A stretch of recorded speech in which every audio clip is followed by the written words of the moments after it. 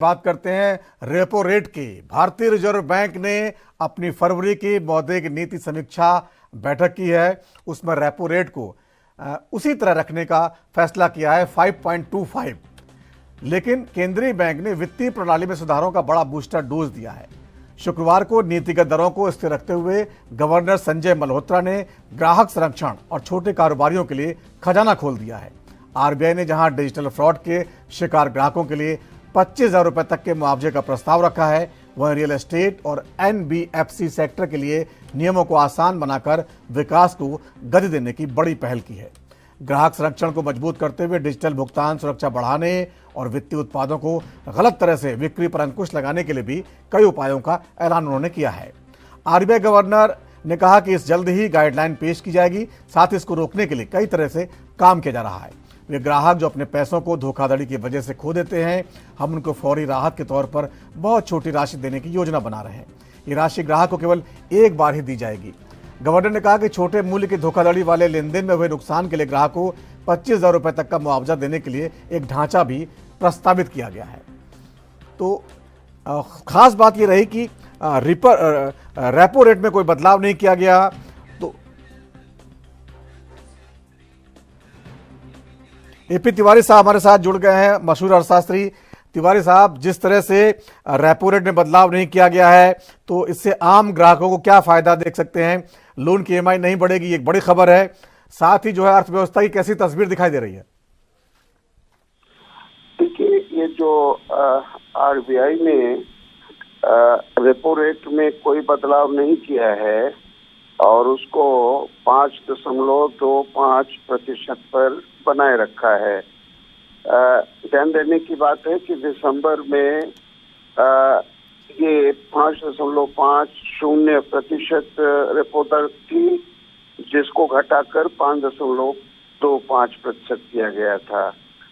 तो एक बड़ी बात यह है कि रेपो दर में यदि बदलाव नहीं लाया है आरबीआई ने, तो ये कह सकते हैं कि इससे महंगाई का दबाव नहीं बढ़ेगा।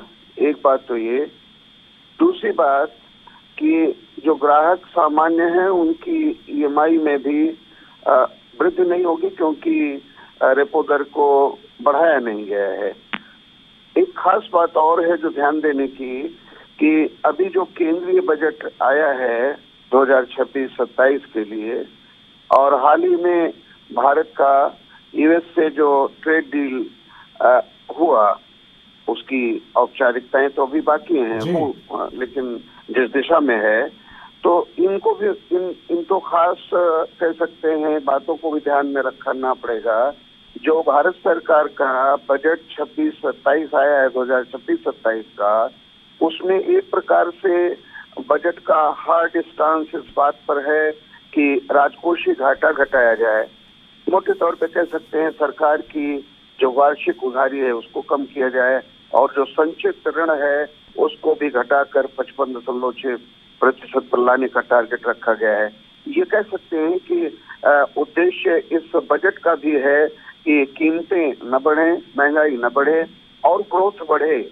तो मेरा मानना है कि ये जो न्यूट्रल स्टांस या तटस्थ नीति रखी गई है आरबीआई की रेपो दर को लेकर, इससे एक ओर तो महंगाई थमेगी और दूसरी ओर ग्रोथ को बढ़ावा मिलेगा, विकास की दर बढ़ेगी।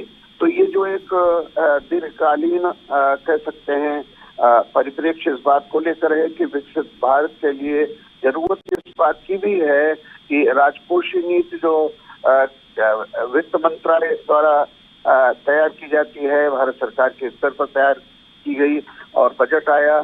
साथ ही साथ जो भारतीय रिजर्व बैंक मौद्रिक नीति का विनियमन और नियंत्रण करता है, उन दोनों में तालमेल होता हुआ दिखाई पड़ता है, दोनों में समन्वय है, ये कह सकते हैं। खास बात इस पर तिवारी साहब, गवर्नर साहब ने 25,000 रुपए उन लोगों के लिए प्रस्तावित किए हैं जो डिजिटल फ्रॉड के शिकार हो जाते हैं, जिनके अकाउंट से किसी कारण से पैसे निकल जाते हैं।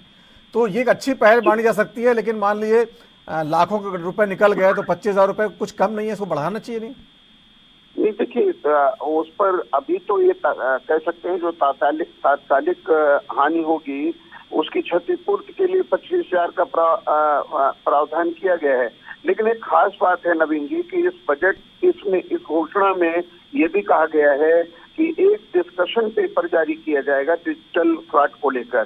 तो मैं समझता हूँ उस पर चर्चा होगी और जिस तरह आप की भी राय है और हम सभी उससे सहमत होंगे कि जो बड़े फ्रॉड होते हैं उनमें कंपनसेशन की धनराशि और ज्यादा रखी जाए। एक और खास बात यह है कि लगातार बजट में भी और आर्थिक नीति के एक महत्वपूर्ण क्षेत्र के तौर पे एमएसएमई को लगातार बढ़ावा दिया जा रहा है। इस घोषणा में जो हुई है आज क्रेडिट पॉलिसी को लेकर, उसमें कोलेटरल फ्री लोन की धनराशि को 10 लाख से बढ़ाकर 20 लाख कर दिया गया है। तो ये भी कह सकते हैं जो छोटे मझोले उद्योग क्षेत्र की इकाइयां हैं उनको बड़ी राहत देने वाला है, या ये कह सकते हैं कि इससे भी रोजगार और विकास को बढ़ावा मिलेगा। जी बहुत बहुत शुक्रिया आपका तिवारी साहब। तो इस तरह से जो है आरबीआई ने कुछ ऐसी पहल की हैं जो उनको आगे